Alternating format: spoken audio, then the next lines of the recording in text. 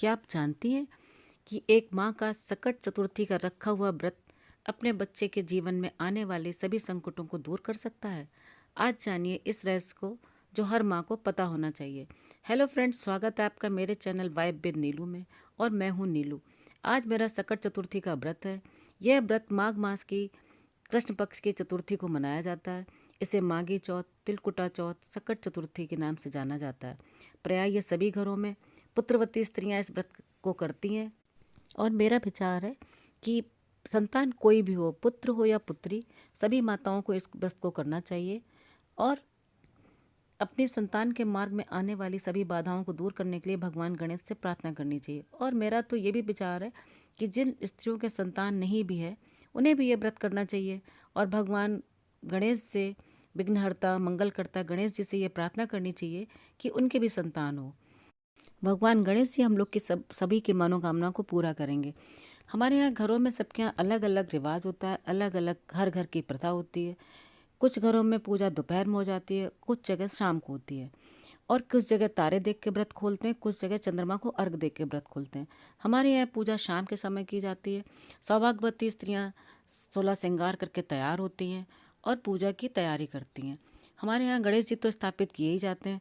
साथ में लकड़ी के पाटे पे घी और रोली से एक आकृति बनाई जाती है, जैसे हमारे सासू माँ और हमारे बड़े बुजुर्ग सकट बकट के नाम से नाम कर रखा था उनका। और मैं अब यहाँ पे पूजा की थाली तैयार कर रही हूँ। मैंने रोली ली है, चावल लिए हैं, काले तिल लिए हैं, बथुआ लिया है, दूब घास ली है और एक जनेऊ लिया है जो भगवान गणेश को चढ़ाया जाता है। कलश में वैसे तो हम लोग चावल डालते हैं, पर आज के दिन हम लोग अक्षत की जगह अक्षत तो डालते हैं, काले तिल भी डालते हैं और काले तिल से ही अर्घ भी दिया जाता है जब हम दूसरा जल तैयार करेंगे। दीप, धूप, पान, सुपारी भोग प्रसाद में चढ़ता है। तिल के लड्डू, तिलकुट, ऋतुफल जिसमें शकरकंदी, केला, अमरूद और सब प्रकार की जो सीजनल चीज़ें हैं वो भगवान गणेश को चढ़ाई जाती हैं। इसके बाद हमारे यहाँ बनता है तिलकुट। तिल को कूट कर उसमें गुड़ मिलाते हैं और उसका बकरा बनाते हैं।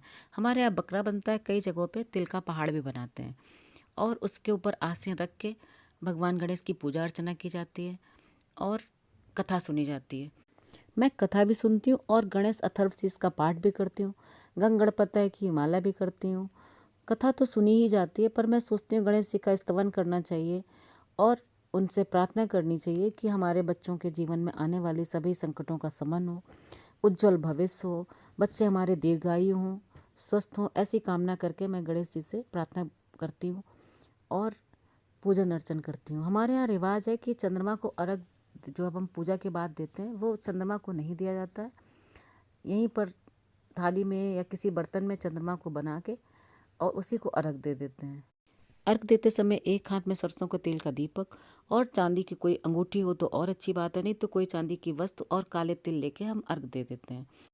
अर्घ देने के बाद हम आरती करेंगे और क्षमा याचना करते हैं और अपने पुत्र के टीका करने के बाद जो बकरा हमने बनाया है तिलकुट का, उसका चांदी की सिक्के से कटाया जाता है और उस काटने के बाद उसका सर जो है दान कर देते हैं और जो बाकी बचा हुआ हिस्सा है उसको प्रसाद रूप में ग्रहण किया जाता है।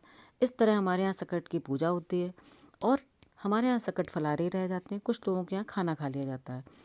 दोस्तों, सकट चौथ एक व्रत नहीं, एक माँ की ममता और आस्था की शक्ति है।